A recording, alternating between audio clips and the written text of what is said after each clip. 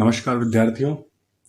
आज हम अपनी विज्ञान की वीडियो में मिल रहे हैं 10th क्लास की, और अध्याय संख्या हम 8 पे बात करेंगे। आज अध्याय संख्या 7 हमारा पूरा हो गया है और मुख्य टॉपिकों पे हमने चर्चा कर ली है। उस पे अध्याय संख्या जो 8 है उसका जो नाम है वो है कार्बन एवं उसके यौगिक। ठीक है फ्रेंड्स, अध्याय संख्या 8 का जो नाम है वो क्या है? कार्बन एवं उसके यौगिक। हम इस चैप्टर में कार्बन के बारे में बातें करेंगे। कार्बन क्या होता है? कार्बन हमारे अन्य परमाणुओं से, अन्य तत्वों से किस प्रकार से संयोग करता है। कार्बन के बीच में एक जो लंबी श्रृंखला बनती है उसका नाम क्या होता है, इसका नामकरण कैसे किया जाता है, कार्बन में से क्या विशेषता पाई जाती है, कार्बनिक यौगिकों का निर्माण किस प्रकार से होता है, हाइड्रोकार्बन क्या होते हैं, इन सब के बारे में हम इस चैप्टर में चर्चा करेंगे। ठीक है। अच्छा देखो, सबसे पहले लाइन आपको लिखी हुई है कि बर्जीलियस नाम के एक वैज्ञानिक थे। इन्होंने सबसे पहले 1815 में, बर्जीलियस ने कौन से सन में? 1815 में इनके अनुसार कार्बनिक यौगिक जो होते हैं वो केवल जीव में ही बनते हैं। इन्होंने क्या बोला था? कार्बनिक यौगिकों का जो निर्माण होता है ना वो केवल सजीवों में ही होता है, अन्य कहीं पर नहीं होता है। ठीक है।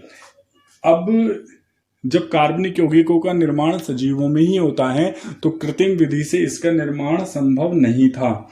ये किसने बोला था? ये बात बर्जीलियस ने बोला था, और इस सिद्धांत को जैव शक्ति सिद्धांत कहते हैं। आप इस बात को अपनी कॉपी में नोट करेंगे। इस सिद्धांत को हम क्या कहते हैं? जैव शक्ति सिद्धांत कहते हैं। क्या कहते हैं इसको? जैव शक्ति सिद्धांत। ठीक है, आपको ये बात दिमाग में रखनी है। पहली लाइन में 1 नंबर का क्वेश्चन बनता है अपना। ठीक है। इसके बाद बात करते हैं, लेकिन 1828 में, कौन से सन में? 1828 में वॉलर नाम के एक वैज्ञानिक आते हैं। इन्होंने बताया कि कार्बनिक यौगिकों का निर्माण कृत्रिम रूप से भी किया जा सकता है। इनके अनुसार इन्होंने पोटेशियम साइनाइड को गर्म किया। किसकी उपस्थिति में? अमोनियम सल्फेट की उपस्थिति में पोटेशियम साइनाइड को इन्होंने गर्म किया है। और किसकी उपस्थिति में गर्म किया है? अमोनियम सल्फेट की उपस्थिति में अकार्बनिक पदार्थों से इन्होंने यूरिया का निर्माण कर दिया। किसका निर्माण कर दिया? यूरिया का निर्माण कर दिया, जो कि क्या है? एक कार्बनिक यौगिक है। जो कि क्या है? एक कार्बनिक यौगिक है, और उसका निर्माण इन्होंने कर दिया। ठीक है फ्रेंड्स, आगे देखते हैं हम कि प्रयोगशाला में निर्मित किया, और जो एक फॉर्मूला हमारे सामने निर्मित होता है NH4CNO NH2CO NH2। ठीक है, NH2CO NH2, ये जो फॉर्मूला हमारे सामने प्राप्त होता है ये किसका है? यूरिया का है। ये किसका फॉर्मूला है? यूरिया का ये फॉर्मूला है। ठीक है ना, आपको ये याद रखना है, पेपर में पूछा गया है। तो यानी आप नोटिस कीजिए, 2 लाइनों में 2 क्वेश्चन मैंने आपको यहाँ पर मुख्य बताए हैं। पहला क्वेश्चन मैंने आपको बताया कि बर्जीलियस ने जैव शक्ति सिद्धांत दिया था 1815 में, और वॉलर ने यूरिया का निर्माण किया था 1828 में। और इन्होंने जैसे ही यूरिया का निर्माण किया, यूरिया क्या है? कार्बनिक यौगिक है, और इसने जैव शक्ति सिद्धांत को क्या कर दिया है? इसके निर्माण ने जैव शक्ति सिद्धांत का क्या कर दिया है? खंडन कर दिया है। क्या कर दिया है? खंडन कर दिया। जैसे ही ये निर्मित हुआ और जैव शक्ति सिद्धांत क्या हो गया है? समाप्त हो गया है। ठीक है, आपको यहां तक मेरी बात समझ में आ रही होगी। और इस वॉलर के प्रयोग से हमको समझ में आता है कि कार्बनिक यौगिकों का निर्माण जो है प्रयोगशालाओं में भी किया जा सकता है। ठीक है, आगे बात करते हैं। अब इस अध्याय में हमको मेन बात ये सोचनी है कि इस चैप्टर का नाम कार्बन ही क्यों रखा है। अन्य भी तो कितने सारे तत्व हैं। डायरेक्ट ही 6ठे नंबर पर आ गया। आपको पता है कार्बन का नंबर कितना होता है? 6 होता है। हमने हाइड्रोजन में उसके तत्वों की बात क्यों नहीं की? हमने हीलियम के तत्वों की बात क्यों नहीं की? हम डायरेक्ट ही कार्बन में क्यों आ गए? क्योंकि कार्बन के पास कुछ ऐसी विशेषताएं पाई जाती हैं जो उसे अन्य तत्वों से भिन्न करता है। कार्बन में ऐसी विशेषताएं पाई जाती हैं जो उसे अन्य तत्वों से भिन्न बनाता है, अलग बनाता है। ठीक है, देखो पहली विशेषता क्या है, आप देख रहे हैं बोर्ड पर, आवर्त सारणी में ये कौन सा नंबर पर आता है, छठे नंबर पर आता है। क्यों आता है, क्योंकि इसमें प्रोटॉन की संख्या भी कितनी है, प्रोटॉन, न्यूट्रॉन व इलेक्ट्रॉन की संख्या भी कितनी है, इसमें 6 है। समझ में आ गई बात अपने, प्रोटॉन, न्यूट्रॉन और इलेक्ट्रॉन की संख्या इसमें कितनी है, 6 है, इसीलिए इसको छठे नंबर पर रखा गया है। अब बात ये आती है कि कार्बन का इलेक्ट्रॉनिक विन्यास क्या है। कार्बन का इलेक्ट्रॉनिक विन्यास है 1s2 2s2 2p2। कार्बन का इलेक्ट्रॉनिक विन्यास क्या है, 1s2 2s2 और 2p2। 1s2 2p, ये इसका मतलब क्या है, देखो sp-d-f, ये कुछ कक्षा, ये हमारे पास ब्लॉक्स होते हैं, ठीक है ना, क्या होते हैं, ब्लॉक्स होते हैं, और इन्हीं के आधार पर संक्रमण तत्व भरे जाते हैं। जब मैंने आपको आवर्त सारणी पढ़ाई थी तो आपने उस टाइम पे नोटिस करना, मैंने sp-df के बारे में बोला था। sp-df, s में अधिकांशतः 2 इलेक्ट्रॉन आते हैं, हमेशा 2 इलेक्ट्रॉन आते हैं। p में हमेशा 6 इलेक्ट्रॉन भरे जाते हैं, 6 इलेक्ट्रॉन भरने के बाद ये फुल भर जाता है। d में हमेशा 10 इलेक्ट्रॉन आते हैं, उसके बाद ये फुल भर जाता है। और f में 14 इलेक्ट्रॉन आते हैं, उसके बाद ये फुल भर जाता है। ये इनके इलेक्ट्रॉन्स का भरने का एक क्रम है जो मैंने आपको भी समझाया। ठीक है, हमारे कोर्स में ये इतना डीपली नहीं है, फिर भी मैंने आपको इसके बारे में थोड़ा सा बता दिया है। इलेक्ट्रॉनिक विन्यास किस आधार पर है, अब देखो मैंने आपको बोला s में कौन कितने इलेक्ट्रॉन आते हैं, 2 हैं, तो एक s में 2 इलेक्ट्रॉन भर चुके हैं। ये देखो 2 इलेक्ट्रॉन भर चुके हैं पहले s में, फिर दूसरे s में भी 2 इलेक्ट्रॉन भर दिए हैं, तो 2 और 2 कितने हो गए, 4, और p जो आएगा उसमें कितने इलेक्ट्रॉन भरे हुए हैं, 2, तो 2 2 2 कितने इलेक्ट्रॉन हो गए हैं, 6।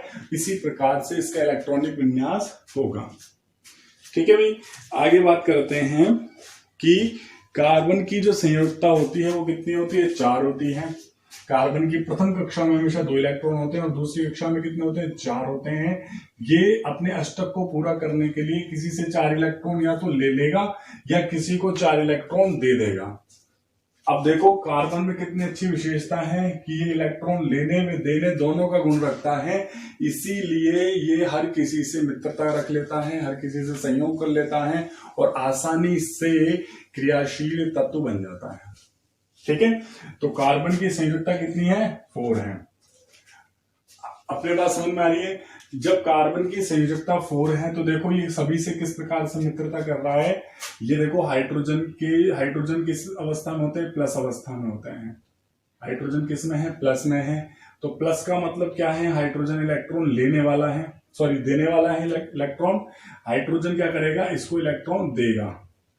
ठीक है, तो इसको जब ये इलेक्ट्रॉन दे रहे हैं सारे के सारे मिलकर, तो क्या होगा कि जो कार्बन है उसको कितने इलेक्ट्रॉन चाहिए, 4, तो ये चारों के चारों हाइड्रोजन क्या कर रहे हैं, इसको इलेक्ट्रॉन दे रहे हैं, तो इसका अष्टक पूरा हो रहा है और CH4 जैसी संरचना का निर्माण हो रहा है। और ये जो संरचना निर्माण हुई है इसका नाम क्या है, मेथेन है। तो यानी देखो यहां पर कार्बन ने इलेक्ट्रॉन लेने का गुण रखा है। ठीक है, दूसरे नंबर पर आप देखते हैं इस वाले को, यहां पर जो ये कार्बन है, ये देखो इसके चारों तरफ जो Cl हैं वो किस में होते हैं, क्लोरीन का नंबर कितना होता है, 17 होता है। कितना होता है, 17। तो इसकी पहली कक्षा में 2, 8 और 7, इस प्रकार से पहली कक्षा में 2, दूसरी में 8 और तीसरी में 7 होंगे। तो ये क्या करेगा, अपने स्ट्रक को पूरा करने के लिए 1 इलेक्ट्रॉन को लेगा, और जब इसने 1 इलेक्ट्रॉन लिया, यानी यहाँ पर कार्बन जो है इलेक्ट्रॉन देने की प्रवृत्ति रखता है। देखो यहाँ लेने की प्रवृत्ति रख रहा था इलेक्ट्रॉन, यहाँ क्या कर रहा है, देने की प्रवृत्ति रखता है, और इसका नाम क्या बनेगा, कार्बन टेट्राक्लोराइड। कार्बन एक ऑक्सीजन व 2 हाइड्रोजन से भी क्रिया कर सकता है, यानी एक साथ ही वो 2 तत्वों से क्रिया कर सकता है, और कार्बन डबल बॉन्ड भी बना सकता है। इसका नाम क्या होगा, फॉर्मेल्डिहाइड है। आया हुआ प्रश्न है, इसको आप अपनी कॉपी में नोट जरूर करेंगे। ठीक है ना, फॉर्मेल्डिहाइड का फॉर्मूला पूछा गया है। और ये देखिए कार्बन ट्रिपल बॉन्ड भी बना सकता है, नाइट्रोजन के साथ ये ट्रिपल बॉन्ड बना रहा है और हाइड्रोजन साइनाइड का ये सूत्र बन रहा है। क्या बन रहा है? हाइड्रोजन साइनाइड का ये क्या बन रहा है? सूत्र बन रहा है। अब देखो आपको एक संरचना और नजर आ रही है, ये वाली। मैंने आपको अभी जो बताया था वो आपको समझ में आया होगा कि कार्बन कभी तो इलेक्ट्रॉन लेने की प्रवृत्ति रखता है, कभी देने की प्रवृत्ति रखता है, डबल बॉन्ड भी बना सकता है और ट्रिपल बॉन्ड भी बना सकता है। इसीलिए जो कार्बन होगा वो सबसे क्या होगा? स्पेशल हो जाएगा। अब कार्बन और इसके जो संयोजक तत्व होते हैं हाइड्रोजन, इनके मध्य में 109 डिग्री और 28 मिनट का कोण होता है। ये आपको याद रखना है, पेपर की दृष्टि से बहुत अच्छा प्रश्न ये बनता है। ठीक है फ्रेंड्स, आगे बात करते हैं। कार्बन की जो अगली विशेषता है, कार्बन एक लंबी श्रृंखला बनाने का गुण रखता है। कार्बन क्या करता है? एक लंबी श्रृंखला बनाने का गुण भी रखते हैं। ठीक है। अच्छा, कार्बन की जो संरचना होती है, समचतुष्फलकीय केंद्र में कार्बन स्थित होता है और इसके जो मध्य कोणों का जो मान होता है 109 डिग्री 28 मिनट का होता है। तो इसकी संरचना कैसी है? समचतुष्फलक होती है। ऐसा चतुष्फलक जिसमें 4 त्रिभुजाकार फलक उपस्थित होते हैं, उनमें से एक को आधार मानते हुए इनके 3 कोनों को एक शीर्ष पर मिला दिया जाए तो अन्य 3 त्रिभुजाकार फलक बन जाएंगे।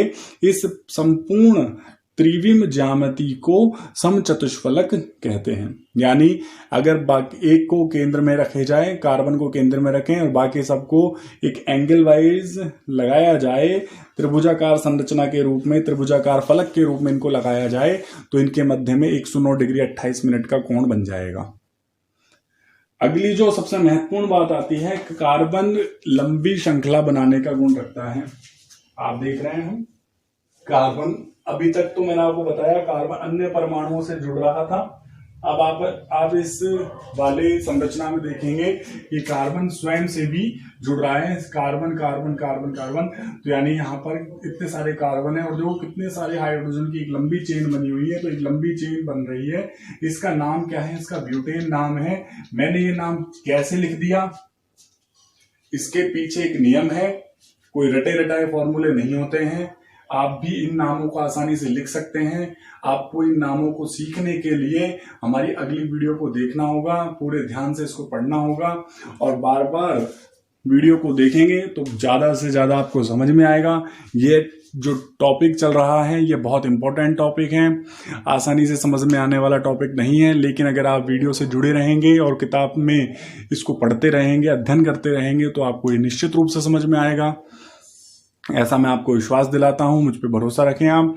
अच्छा, आगे की वीडियो देखने के लिए आप हमसे जुड़े रहें और इसी प्रकार से अध्ययन करते रहें और वीडियो से जुड़े रहें। धन्यवाद।